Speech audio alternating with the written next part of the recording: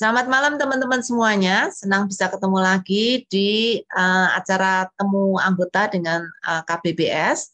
Mungkin Bapak Ibu yang belum tahu atau yang baru pertama kali ini mengikuti KBBS. KBBS adalah Klub Baca Buku Sabda. Ini adalah klub di mana teman-teman yang cinta buku, yang suka membaca buku bergabung bersama-sama dan melalui grup ini teman-teman semua yang ada di yang menjadi anggota saling share buku. Seringkali mereka share buku-buku yang sudah mereka baca. Mereka juga merekomendasikan buku-buku yang bagus yang bisa dibaca gitu ya. Nah, teman-teman yang mungkin baru pertama kali mengikuti acara KBBS ini, kalau ingin bergabung dengan klub baca buku Sabda, silahkan nanti kontak dengan admin. Admin akan memberikan alamat atau nomor WA untuk teman-teman semua bisa bergabung, ya. Oke, hari ini saya akan memberikan seminar tentang gaya belajar. Saudara, gaya belajar ini sebenarnya bukan hal yang baru, sudah lama banget gitu ya. Dan mungkin beberapa dari saudara sudah pernah beberapa kali mengikuti atau mendengar pemaparan tentang gaya belajar. Nah, memang ini hal yang sangat umum gitu ya. Saya ingin membagi seminar ini menjadi dua bagian. Bagian yang pertama itu tentang gaya belajar yang sering disebut sebagai modalitas gitu ya. Ini sebenarnya gaya belajar itu macam-macam, banyak sekali gitu ya. Tapi yang akan dibahas kali ini, mungkin next time akan yang lain gitu. Tapi yang kali ini adalah tentang modalitas. Nah, 4 gaya modalitas gaya belajar yang akan saya jelaskan.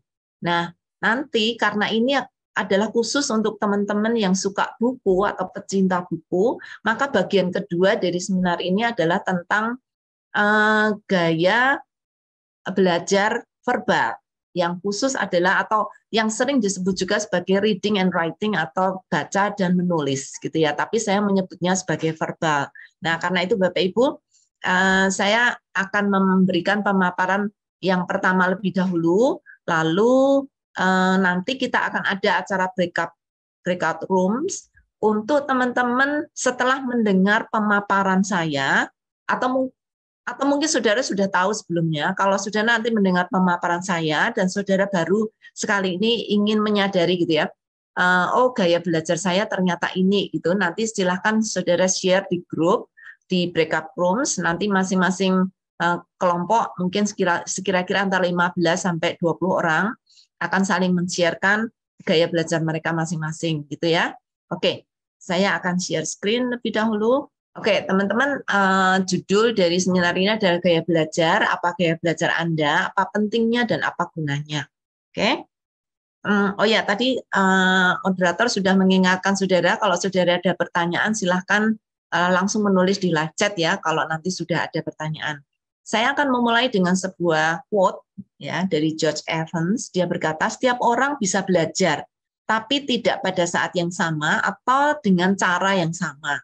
Jadi setiap orang pasti belajar ya, tetapi masing-masing bisa belajar pada saat mereka usia tertentu gitu, atau bahkan ketika mereka sudah tua.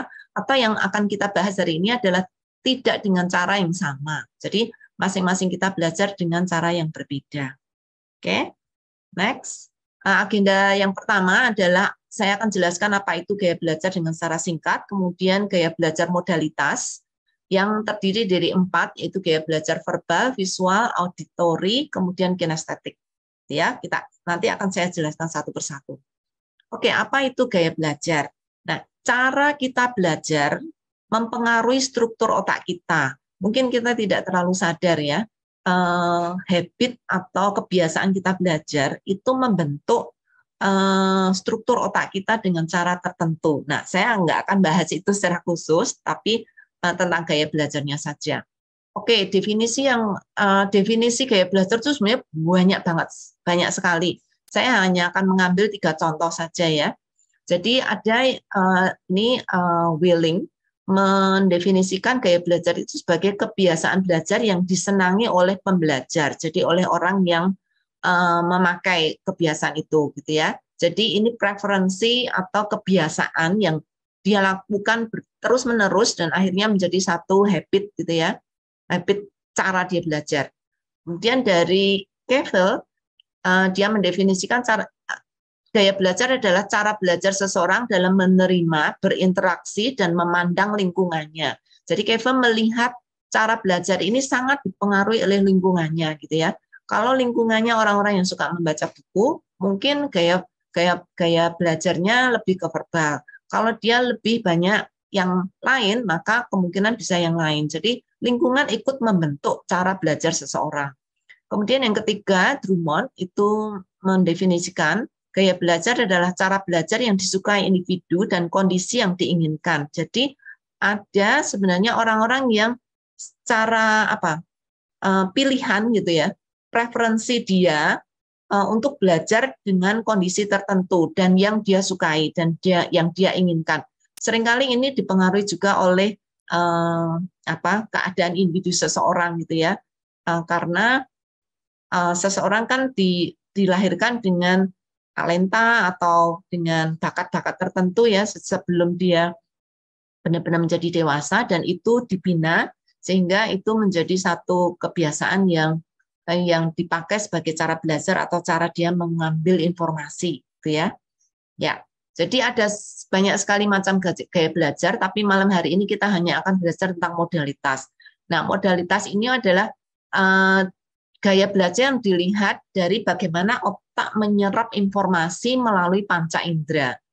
Jadi ini satu cara ketika otak kita menyerap informasi, dari mana masukan itu, dari mana input itu. Input itu adalah dari panca indera. Ini yang dilihat sebagai modalitas. Nah, ada macam-macam gaya belajar yang lain, seperti misalnya bagaimana otak mengatur informasi yang masuk. Jadi setelah kita menyerap informasi, terus bagaimana otak itu mengatur informasi yang masuk, itu juga ada learning style yang lain. Kemudian ada juga bagaimana otak memahami, jadi setelah masuk, setelah diatur, lalu bagaimana dia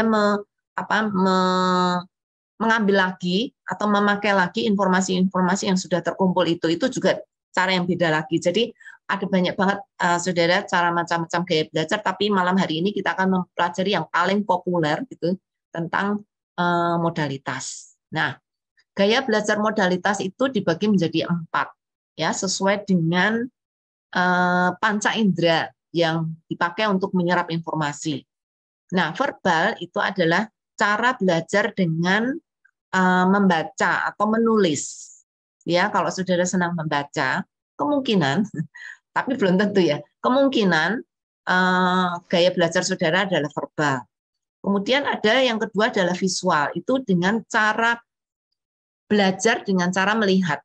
Ya, mata itu mendominasi cara kita menyerap informasi. Jadi dari penglihatan kita, informasi itu masuk dengan sangat cepat lebih cepat dibandingkan dengan panca indera yang lain. Ya, kalau auditory itu belajar dengan mendengar. Jadi telinganya jauh lebih sensitif atau telinganya jauh lebih aktif ketika belajar dibandingkan panca indera yang lain.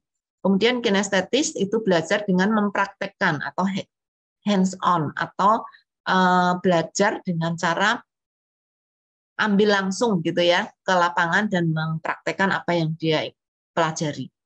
Ya, oke, kita akan belajar satu persatu. Saya akan cepat saja karena nanti akan ada breakout rooms dan juga ada bagian yang kedua ya. Nah, kalau di antara saudara ada yang merasa kurang jelas atau ada pertanyaan, silahkan boleh ditulis nanti di kolom komentar atau di live chat. Ya, gaya belajar verbal. Orang-orang yang menjadi pembelajar verbal itu adalah orang yang lebih cepat belajar dengan cara membaca, menulis, atau menggunakan kemampuan linguistiknya. Ya, oke, next.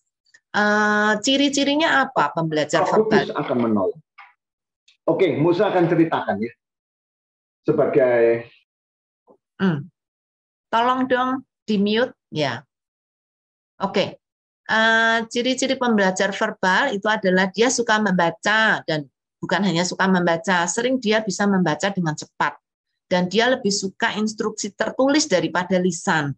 Jadi kalau ada perintah atau ada tugas itu, dia akan minta mana catatan tugasnya atau kertas tugasnya gitu ya. Karena dia dengan membaca dia akan menjadi lebih jelas gitu.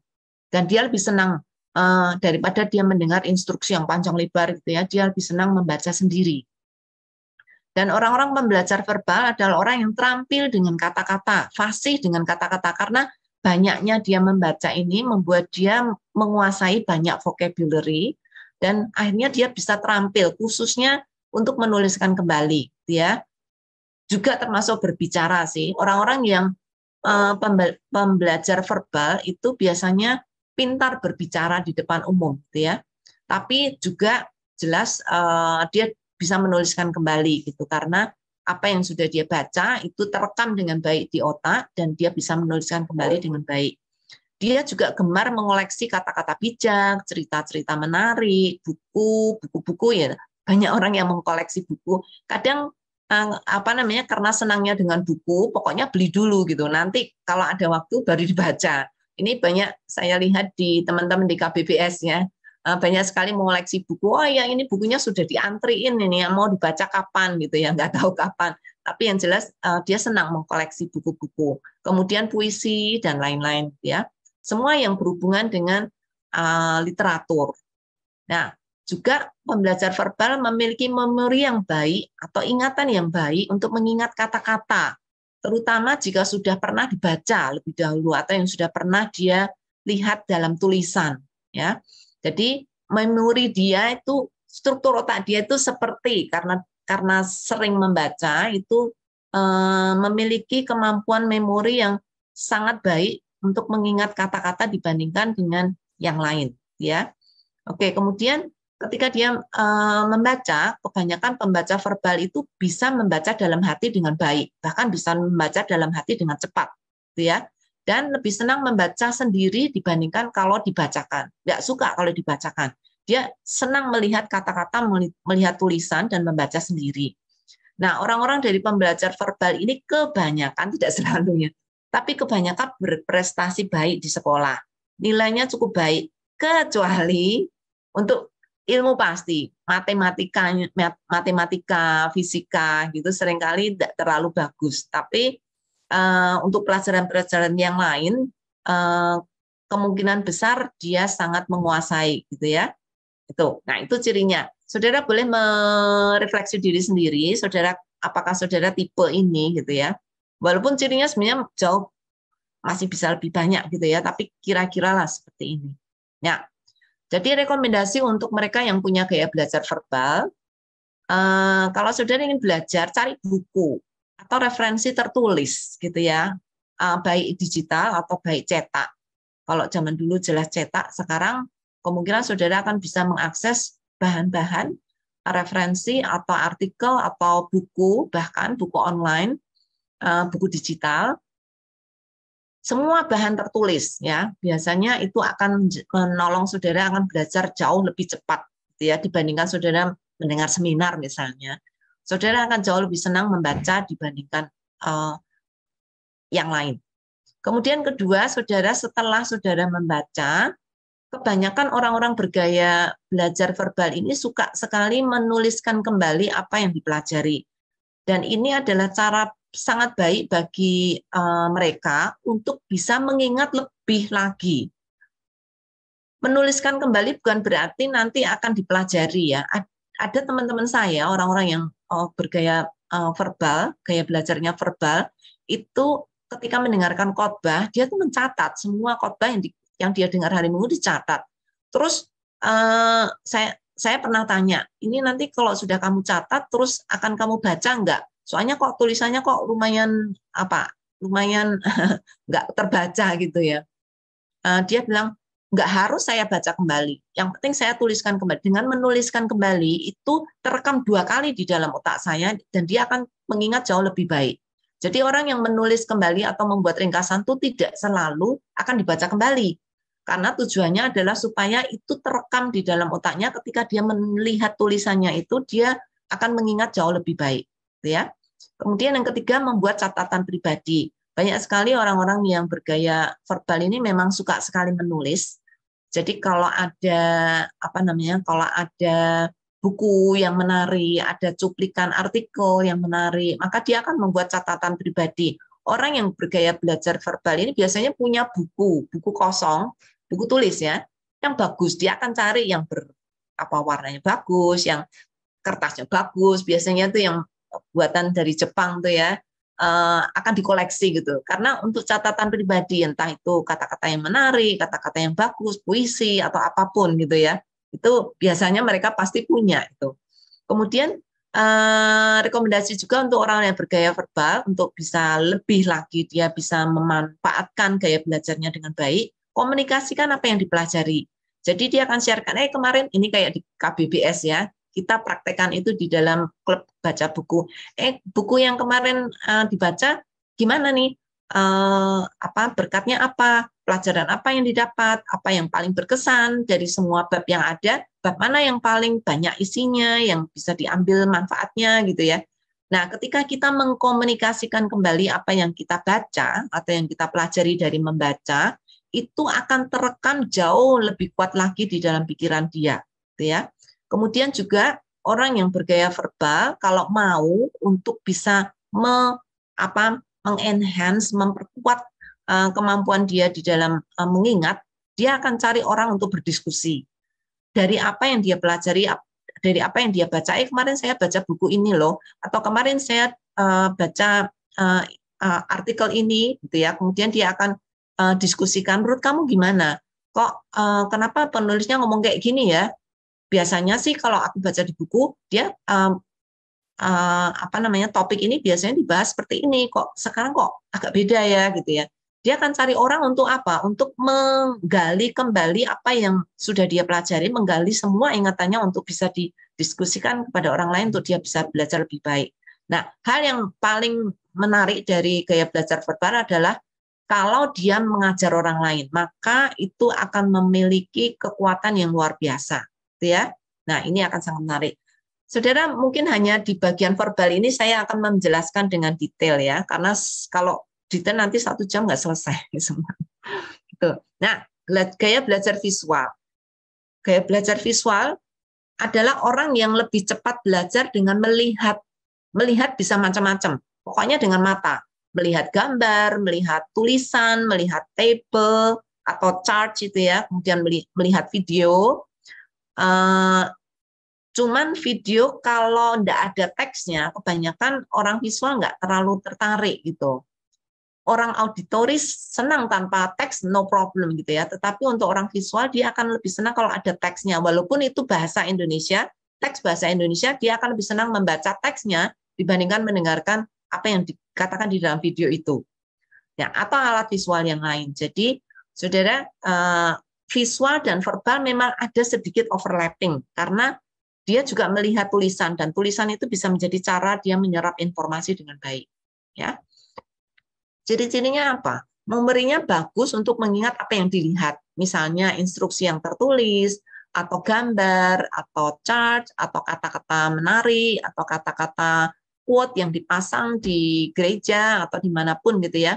Itu akan sangat baik. Kemudian kalau dia juga melihat apa yang selama ini dia amati dengan baik, maka itu dia akan bisa merekamnya dengan sangat baik, dia akan menceritakannya itu juga dengan lebih baik. Orang-orang yang pembelajar visual ini biasanya suka berbicara cepat dan tidak sabar dengan pembicaraan yang bertele-tele, ya, karena dia secara visual dia sangat kuat sehingga kalau dia melihat monoton gitu ya, berlama-lama, maka dia menjadi tidak sabar. Orang yang bergaya visual juga mementingkan penampilan. Saya nggak tahu kenapa ini hanya terjadi pada pembelajar visual. Mungkin karena mata ya, dan dia punya kenikmatan dengan mata, maka dia suka tampil rapi gitu ya. Pakaiannya juga sangat matching gitu ya. Suka dengan penampilan. Juga kalau itu presentasi, maka dia akan senang sekali kalau presentasi itu dilakukan dengan alat peraga. Karena dia bisa melihat, dia bisa mendengar, dia bisa mengamati gitu ya dengan baik. Dengan alat peraga akan lebih memperkuat visual dia. Nah, sebaliknya orang pembelajar visual susah mengingat instruksi verbal kecuali ditulis, atau instruksi lisan kecuali ditulis. Jadi kalau dia cuma dengar perintah, hanya dengar saja, dia akan tanya itu tadi gimana perintahnya, dia akan minta diulang lagi gitu, karena nggak jelas untuk dia. Dia akan lebih senang kalau perintah itu dia bisa lihat secara tertulis. Tidak suka mendengar presentasi yang monolog atau monoton gitu ya, karena dia bukan kuat di dalam auditori, jadi dia kalau monolog itu dia merasa yang dilihat itu sama terus gitu ya, dan monoton sehingga dia tidak terlalu sabar. Nah, orang yang pembelajar visual juga lebih suka musik daripada seni. Saya juga nggak tahu kenapa, alasannya apa. Tapi seni itu maksudnya ya arts gitu ya. Kalau musik itu instrumen, gitu ya. Dia suka musik, tapi tidak harus menyukai seni. Kemudian juga orang pembelajar visual sering tergugah dengan simulasi yang visual. Jadi hal-hal yang visual itu sangat menarik perhatian dia. Rekomendasi untuk gaya belajar visual, lihat apa yang dipelajari, termasuk lewat tulisan. Jadi kalau ingin belajar, cari sesuatu yang bisa dilihat, entah itu chart, entah itu mungkin mind map, atau entah itu ringkasan gitu ya. Dia bisa melihat itu dan itu akan menolong. Kemudian membuat ringkasan kalau dia sedang membaca buku. Jadi orang yang membaca buku biasanya dia akan membuat ringkasan atau menaruh sticky notes atau membuat warna stabilo gitu ya. Karena itu akan memperkuat visual dia ketika melihat kata-kata yang dia baca. Kemudian juga dia senang sekali menandai tulisan yang dibaca tadi ya dengan di margin buku, biasanya itu diorek-orek gitu ya, ditulisin macam-macam. Kalau dia ingat buku yang lain, kalau dia ingin memperkuat apa yang dia baca gitu ya. Kemudian juga suka dengan gambar, table, peta, statistik, itu biasanya dia sangat suka dan dia bisa menafsirkan itu dengan baik. Kemudian memvisualkan apa yang dipelajari. Jadi orang-orang yang bergaya visual itu sangat bagus kalau apa yang sudah dia pelajari atau entah lewat dibaca, entah lewat seminar atau lewat apa yang dia dengar, maka itu baru akan masuk ke dalam pikirannya kalau dia bisa memvisualkan apa yang sudah dia pelajari itu. Maka itu akan melekat dengan kuat gitu ya. Kalau cuma dengar saja, misalnya seminar dia hanya dengar saja, maka dia akan gampang sekali melupakan. Tetapi kalau dia memvisualkan, entah misalnya membuat singkatan gitu ya, yang masing-masing itu merepresentasikan poin-poin yang dibahas di dalam seminar atau membuat jembatan kuda gitu ya, itu akan sangat menolong dia untuk mengingat.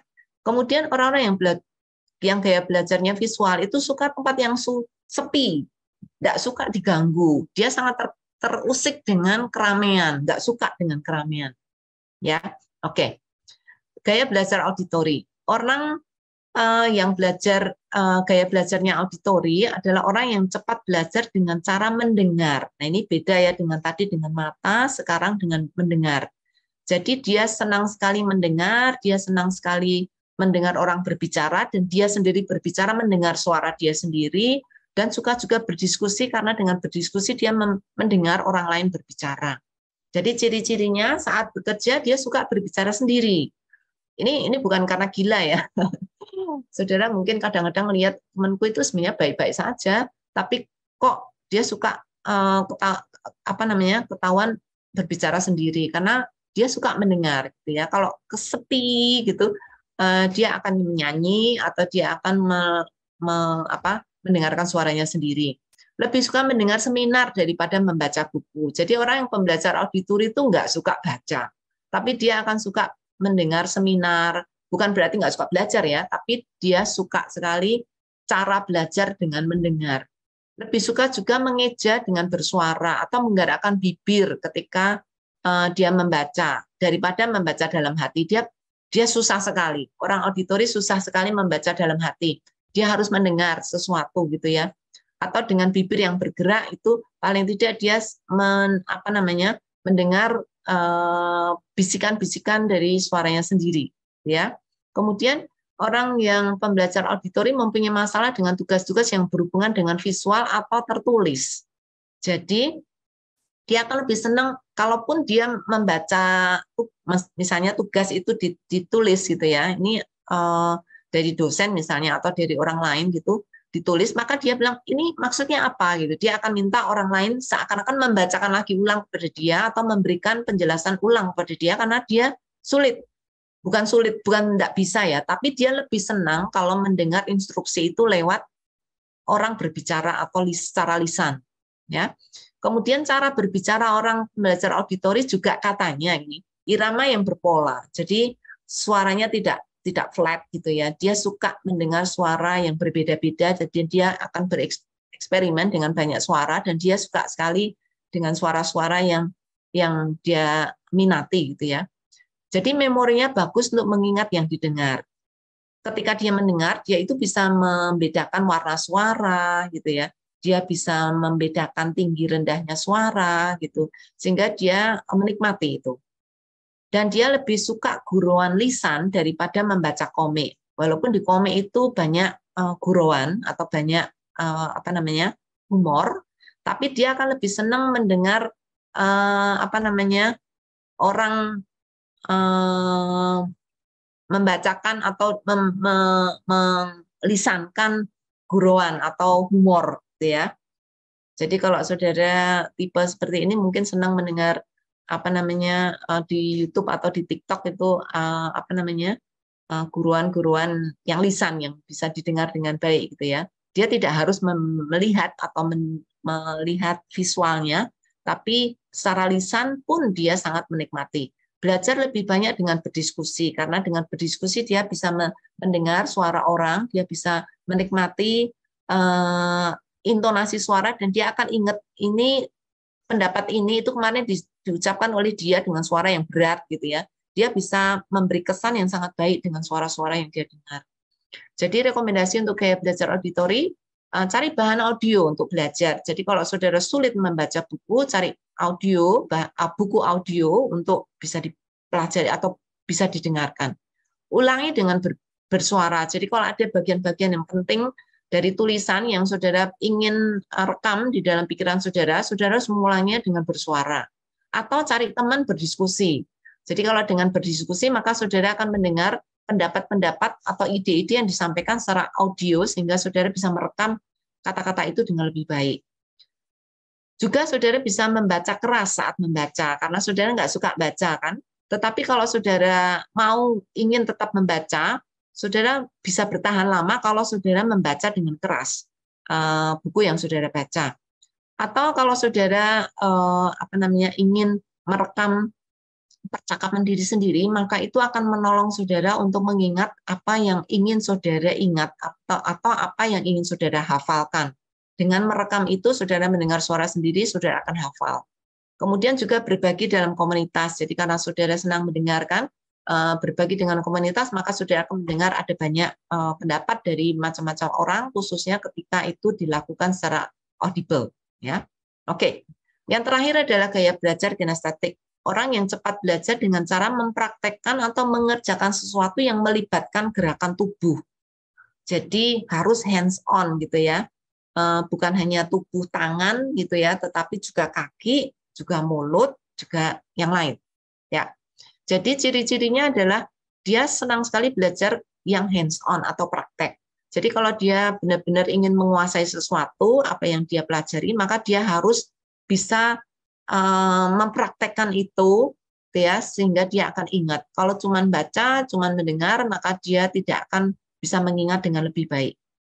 Memiliki memori yang bagus setelah melihat contoh praktek. Jadi dia akan senang daripada membaca buku, dia akan senang gimana menurut kamu ini komputer bagus atau enggak bagus? Coba dong kamu kasih lihat ke aku apanya gitu ya, saudara. Dia akan lebih senang mendengar itu daripada membaca buku buku instruksi gitu ya, manual instruksi. Juga orang seperti ini tidak tahan diam untuk waktu yang lama. Jadi dia tidak suka baca, bukan nggak suka bukunya, tapi karena posisi diam yang lama itu membuat dia gelisah.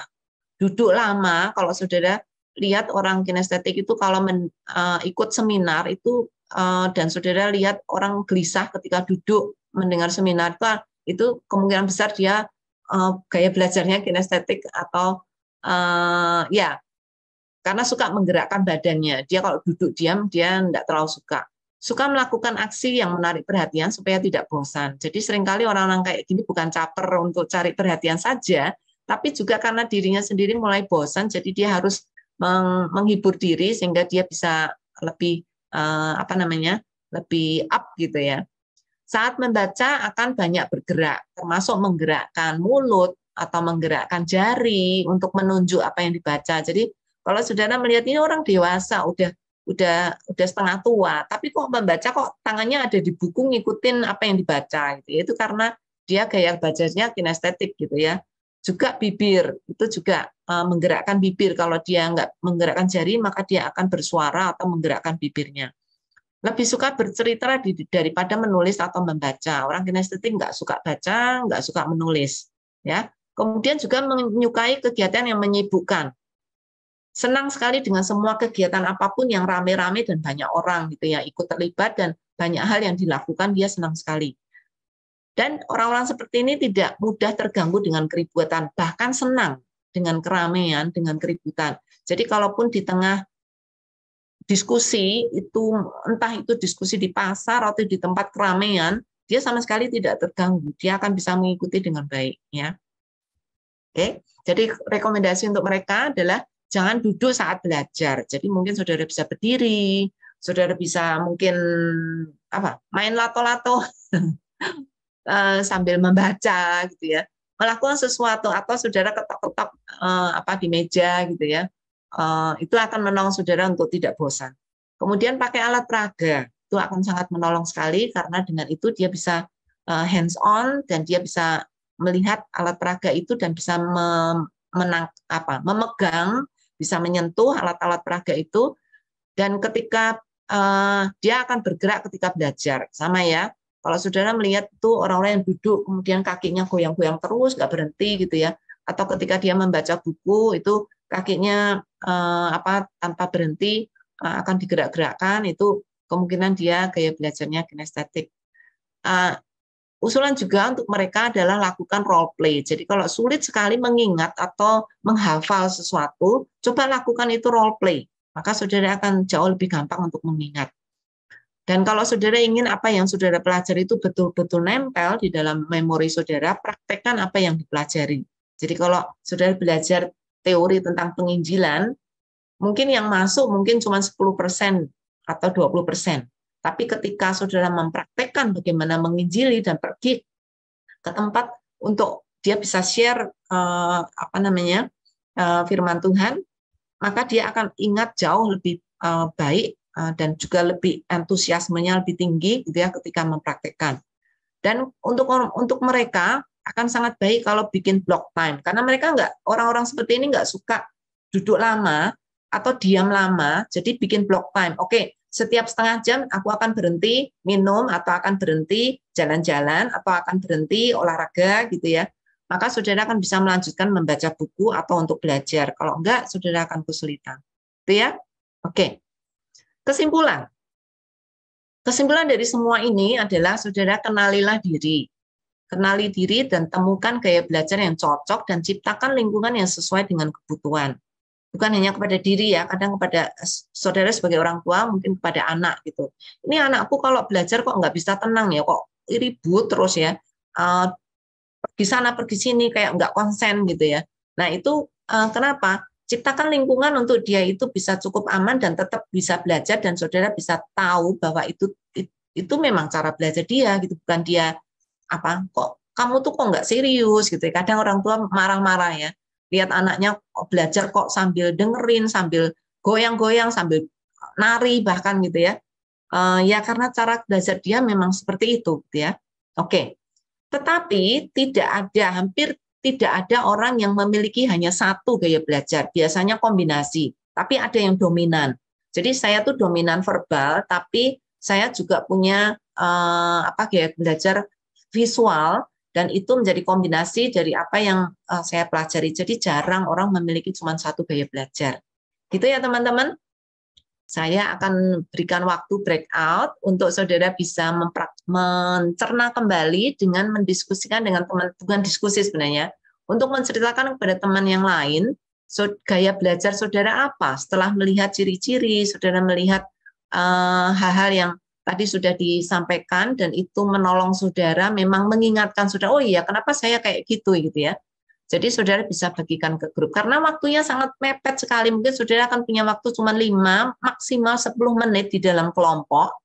Maka saudara hanya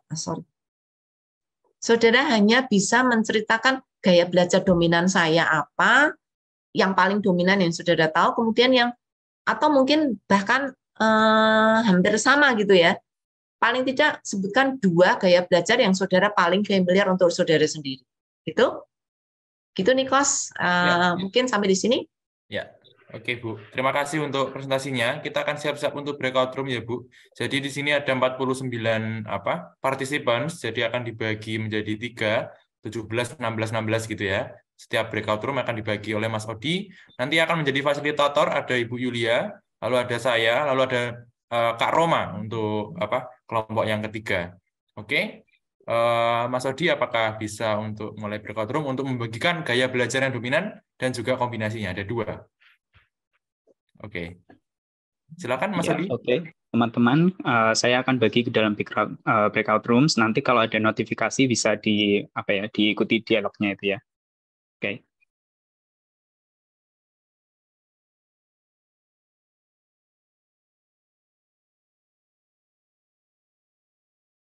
Oke. Ya, kita masih sedang menunggu. Jadi sekali lagi, kalau misalnya ada pertanyaan, tadi misalnya sharing-sharingnya juga mungkin menimbulkan pertanyaan, juga bisa share di di live chat ya. Nanti juga bisa rekan admin Mbak Mei yang akan mengirimkan ke saya untuk saya bacakan, dan bisa saya kasih ke Ibu Yulia juga kalau ada pertanyaan untuk bisa dijawab. Oke, apakah semuanya sudah bergabung? Oke, sepertinya sudah hampir semua bergabung ya. Oke, Bu Yulia, sudah selesai nih breakout room, Bu. Oke, mungkin masing-masing bisa share ya. Grup saya hampir dominan verbal. Wow. Apalagi ada 4 orang dari anggota KBBS yang join. Jadi ya hampir semuanya verbal, tapi ada beberapa tadi yang dominannya visual. Kemudian ada juga kombinasi kinestetiknya cuma 1. Kombinasi, bukan dominan ya. Cuma 1. Kemudian ada juga kombinasi yang auditori. Tapi hampir semuanya dominannya kalau nggak verbal ya visual. Gitu. Oke. Saya ya, berarti dari room 2, ini tadi dominannya visual, Bu. Oh, jadi 11 yang mengaku diri visual. Orang visual. Oke, lalu hampir sama kayak yang di grupnya Bu Yulia. Jadi yang kinestetik itu cuma 2. Salah satunya sudah pasti saya, karena dari tadi saya kakinya gerak-gerak terus. Oke, lalu juga ada yang kombinasi verbal, jadi yang kedua itu setelah visual itu verbal. Jadi mayoritas itu. Oke, mungkin dari Kak Roma? Ya, tadi di room 1 itu ada 13 orang yang sharing, termasuk saya dan Bu Evi. Dan rata-rata untuk dominannya gaya belajar dari teman-teman yang ada di room 1 itu verbal. Ada 8 orang yang dominannya verbal. Dan ada 3 orang visual, 2 auditori. Itu tadi ada Pak Antong dan juga auditori Pak Latif gitu. Dan kalau kombinasinya rata-rata semua visual. Hanya ada 3 yang auditori dan 2 kinestetik termasuk saya dan Ibu Melca gitu. Jadi bisa dikatakan secara bisa saya simpulkan gaya belajar dari room 1 rata-rata verbal. Karena kombinasi yang visual pun tetap verbal. Iya, wow. Iya, persis seperti yang kita duga, dan memang ini karena klub baca buku ya. Jadi kemungkinan besar memang orang-orang yang suka membaca, menulis gitu ya, senang bergabung dengan kelompok-kelompok seperti ini gitu ya. Oke, thank you teman-teman. Saya akan lanjutkan. Ada bagian yang kedua dari presentasi saya. Nah, yang kedua ini khusus untuk verbal, karena ini klub baca buku Sabda, jadi kebanyakan karena suka baca, jadi ini saya sudah memperkirakan kemungkinan besar ini sesuatu yang akan berguna bagi teman-teman yang dari klub baca buku ya. Saya akan memulai dengan satu quote, setiap orang memiliki gaya belajar yang berbeda-beda. mengenali gaya belajar selain akan menolong kita belajar dengan lebih efektif, juga membuka kesempatan bagi kita untuk melayani Tuhan dan orang lain. Kemudian yang kedua ini agendanya, jadi kekuatan pembelajar verbal, entah itu dominan atau kombinasi, maksudnya yang bukan dominan pun, kebanyakan dari kita karena tadi seperti yang di grup saya mengatakan ya, karena di sekolah kita sudah dipaksa gitu ya untuk membaca buku, jadi itu akhirnya menjadi satu gaya belajar yang kita miliki sampai sekarang. Jadi kekuatan pembelajar verbal, kelemahan pembelajar verbal, kemudian kuasai gaya belajar lain, dan kesempatan melayani. Ya, kekuatan dari gaya belajar verbal. Satu, membaca cepat. Jadi kalau melihat tulisan itu tidak takut dan juga bisa dengan cepat memahami bacaan. Apalagi kalau misalnya itu penjelasan tidak jelas, kita bisa protes itu. Ini kalimatnya gimana sih gitu ya. Jadi dia bisa memahami dengan cepat dan mengingatnya juga dengan lebih baik. Itu kalau dengan tulisan, gitu ya. Kemudian mandiri. Nah, ini kekuatan yang kedua dari gaya belajar verbal. Kenapa? Karena orang-orang yang pembelajar verbal ini tidak butuh alat belajar, tidak butuh metode, bahkan tidak butuh guru yang kreatif. Karena dia bisa belajar sendiri dengan buku, ya. Cukup dengan sarana tulisan ini yang tersedia, itu dia bisa belajar sendiri. Kalaupun gurunya jelek, maksudnya gurunya tidak pintar mengajar gitu, asal dia punya bukunya, dia bisa belajar sendiri. Kalaupun gurunya tuh membosankan, tidak punya metode atau alat belajar atau alat peraga yang menarik, dia tetap bisa enjoy karena dengan buku dia sudah menemukan apa yang dia inginkan, gitu ya. Jadi memang di antara gaya-gaya belajar yang lain itu mereka yang gaya belajarnya verbal itu lebih mandiri, ya. Juga mereka lebih sukses di kelas dalam hal sekolah nih ya. Karena di sekolah kebanyakan itu tadi ya, di setup lingkungannya itu untuk harus membaca buku. Jadi belajar dengan baik di kelas yang jelas banyak menyediakan sumber bahan atau bahkan meminta kita selalu melakukan tugas tertulis. Jarang dari sekolah-sekolah gitu ya, itu yang memberikan tugas yang tidak tertulis gitu, atau tes yang tidak tertulis gitu ya. Jadi itu sebabnya kayak dipaksa gitu, akhirnya banyak dari kita yang gaya belajarnya verbal, walaupun sebenarnya bukan first choice kalau dikasih kesempatan yang lain gitu ya. Nah, orang-orang yang suka dengan baca buku kebanyakan cukup sukses di kelas, kecuali mungkin mereka yang tidak suka matematika atau tidak suka ilmu pasti, itu kadang-kadang nilai lain-lain bagus, kecuali matematika, fisika, kimia, kebanyakan ya. Mereka yang suka membaca kebanyakan itu. Kemudian dokumentasi. Jadi karena kesukaannya itu menulis gitu atau mencatat, membuat catatan pribadi, ini menjadi cara yang sangat alami untuk dia belajar. Ya, jadi dengan hanya mencatat saja itu terekam dengan baik di otak gitu. Entah itu nanti dibaca ulang atau tidak masalah. Tapi ketika dia mencatat kembali apa yang dia pelajari, itu akan terekam 2 kali. Nah, sekarang kelemahannya, dia orang pembelajar verbal itu lemah dalam konsep abstrak gitu. Jadi untuk memahami, bukan berarti nggak bisa ya, tapi agak sulit memahami konsep abstrak, khususnya kalau tidak ada tulisan. Jadi kalau itu nomor, chart, peta, orang-orang pembelajar verbal kadang-kadang baca peta susah sekali gitu ya, gambar gitu ya, kurang bisa memahami dengan baik, tidak bisa mengeksplorasi gitu ya. Kemudian perubahan. Orang-orang gaya belajar verbal ini kaku orangnya, tidak fleksibel, tidak agile. Ya. Jadi kalau ada perubahan mendadak, ini orang-orang gaya verbal memang biasanya tidak suka surprise ya. Kalau ada perubahan mendadak, dia akan uring-uringan gitu. Loh, ini kemarin kan sudah dibilang seperti ini. Loh, kemarin kan di laporannya kan begini, kenapa begini gitu. Jadi perubahan yang mendadak itu membuat dia kurang bisa mengadaptasi gitu ya, kurang bisa beradaptasi. Karena kalau udah di buku gitu, apalagi di buku cetak ya, itu enggak harus benar gitu ya. Tidak bisa toleransi. Jadi ketika pindah ke digital, kadang-kadang ini sebenarnya yang benar yang mana sih? Orang gaya verbal itu biasanya akan paling banyak protes gitu ya ketika dia membaca bahan-bahan digital, karena bagi dia tuh saklek gitu ya, pokoknya yang sudah tertulis itu yang benar gitu ya. Oke, kemudian juga mengalami kesulitan dalam hubungan komunikasi.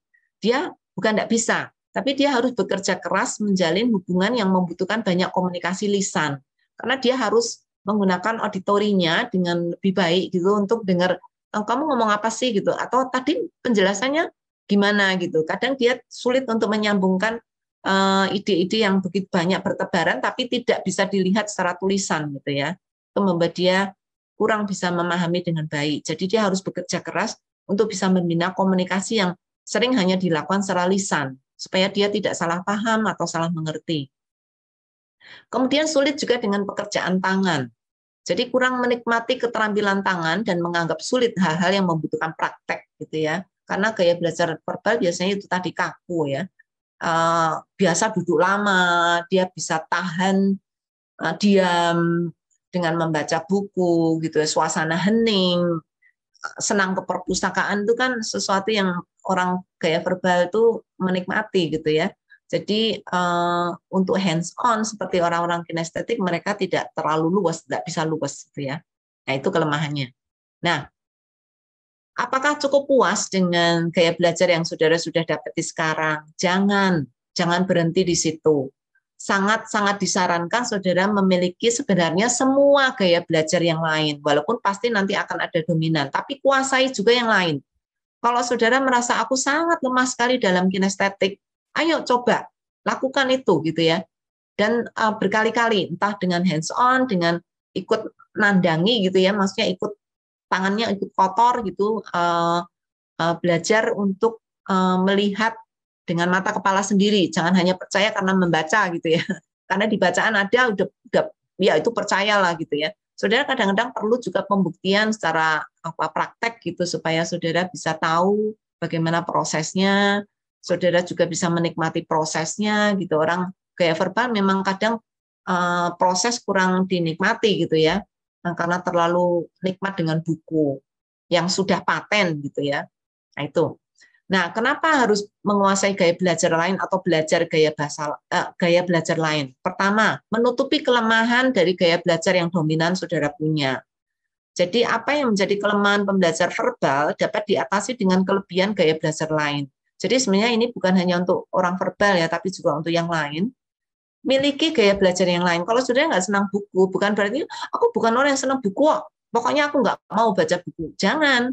Coba saudara belajar menikmati baca buku. Karena itu akan sangat menguntungkan gitu. Kalau saudara punya banyak gaya belajar itu lebih banyak menguntungkan karena dari berbagai sisi saudara bisa menyerap informasi dengan lebih banyak. Kalau cuma saudara senang dengan auditori, terus saudara hanya maunya dengar seminar, dengar diskusi, gitu-gitu ya. Nanti begitu saudara disodori buku, matilah saudara. Nggak bisa belajar gitu ya. Jadi dalam keadaan tertentu saudara harus bisa mengatasi keadaan situasi apapun. Gitu ya. Jadi menutupi kelemahan diri sendiri kalau itu sesuatu yang saudara nggak punya, nah cobalah memiliki yang lain supaya saudara nanti bisa mendapatkan lebih banyak. Kedua, melipat gandakan hasil. Kalau saudara punya gaya belajar lain yang juga saudara kuasai, maka saudara akan bisa mengolah bahan-bahan, karena ini verbal ya, mengolah bahan-bahan tulisan itu menjadi format lain, atau bahkan sebaliknya. Bahan-bahan dari format lain, saudara bisa bikin itu menjadi tulisan. Nah, itu saudara kan hasilnya jadi lipat ganda. Oke, misalnya seperti ini. Saudara membaca buku gitu ya, saudara senang kan baca buku, saudara cukup puas membaca buku dan saudara punya ringkasan, biasanya membuat orek-orekan atau membuat quote atau mengambil intisari dari buku itu kemudian ditulis gitu ya. Nah, tulisan itu coba buat itu menjadi audio, direkam, saudara merekam diri sendiri gitu ya, kata-kata yang menarik atau resensi dari buku itu saudara rekam gitu ya, kemudian saudara bisa bagikan kepada orang lain. Ya, orang lain juga bisa ikut menikmati. Atau kalau saudara saudara sudah punya bahan-bahan secara tulisan, saudara bisa bikin itu menjadi chart atau menjadi statistik atau menjadi mind map gitu ya. untuk itu bisa menggandakan hasil yang saudara sudah dapat itu untuk bisa dibagikan pada orang lain. Kalau saudara nggak menguasai misalnya kayak visual gitu ya, saudara akan malas gitu untuk membuat mind map. Mind map itu akan sangat menolong sekali dan saudara akan bisa membuatnya kalau saudara cukup menguasai atau menyerap informasi lewat visual sehingga saudara bisa membuat mind map ya. Jadi hasil tulisan atau pembelajaran tulisan yang saudara dapat itu bisa digandakan dengan membuat format-format yang lain. Bahkan saudara bisa membuat bukan hanya audio tapi juga video gitu ya. Atau kebalikannya, saudara melihat video, wah ini video menarik nih. Nah, gaya belajar saudara padahal verbal. Saudara kuat sekali dalam menulis. Coba tuliskan video yang saudara sudah lihat itu dan saudara deskripsikan, bahkan itu bisa menghasilkan artikel gitu ya. Itu akan sangat baik sehingga saudara bisa membuatnya menjadi format lain atau format lain itu saudara buat menjadi format tulisan. Nah, itu akan melipat gandakan hasil. Kemudian yang ketiga, menolong orang lain. Menguasai banyak gaya belajar memampukan kita menolong orang lain yang memiliki gaya belajar yang berbeda-beda. Contohnya nih, kalau saya orang tua, anak saya ternyata kinestetik gitu ya. Kalau saya nggak menguasai gaya belajar kinestetik, saya nggak bisa menolong anak saya.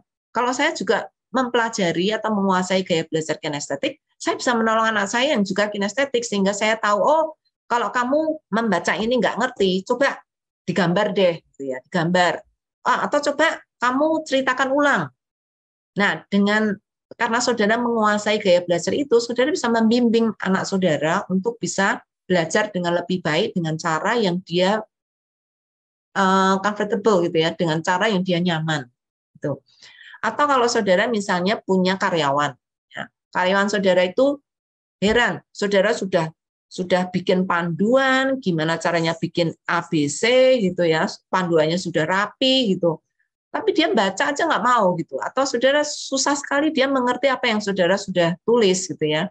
Nah, kalau saudara punya gaya belajar lain, saudara coba cari tahu gaya belajar dia apa gitu. Oh, gaya belajar dia itu auditori. Oh, kalau gitu panduan ini saya ceritakan ke dia. Yuk kita diskusi. Ini nanti pembuatannya adalah begini-begini. Pertama, saudara lakukan ini SOP-nya kayak gini nih. Saudara dari berbicara dengan dia akan lebih mudeng atau lebih ngerti gitu dibandingkan kalau saudara hanya sodorin tulisan saja.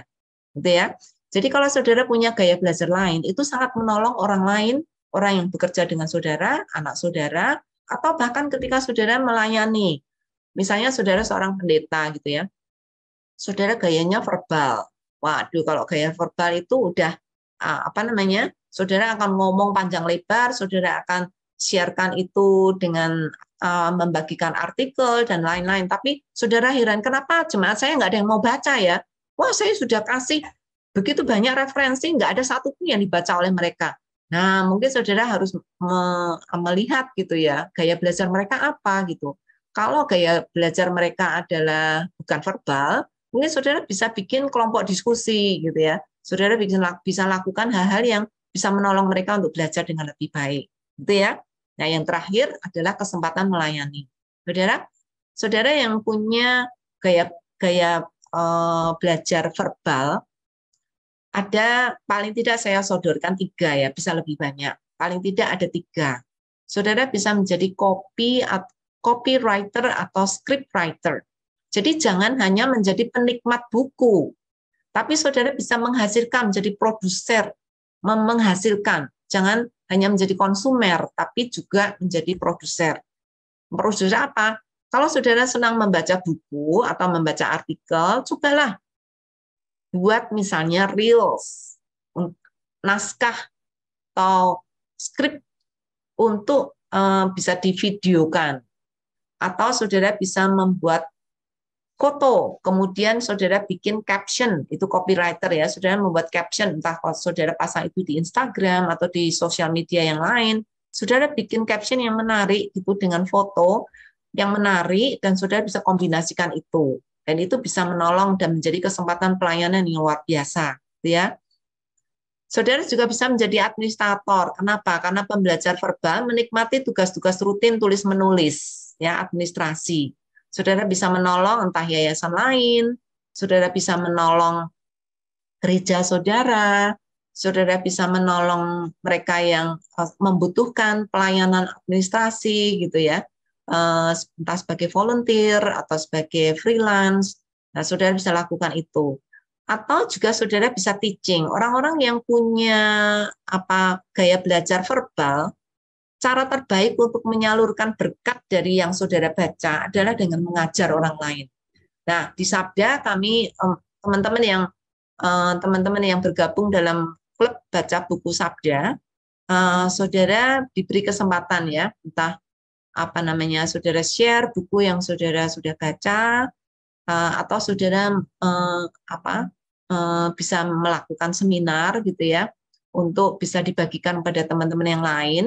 Di Sabda juga seperti itu. Kami setiap hari Jumat kami punya acara pertemuan staff, dan di dalam pertemuan staff itu kami melakukan TED ya, presentasi pendek selama 15 menit, 8 sampai 15 menit untuk berbagi apa saja ya. Misalnya saya suka sekali menggambar, atau saya suka sekali kayak minggu yang lalu copywriter, saya suka sekali menulis gitu ya.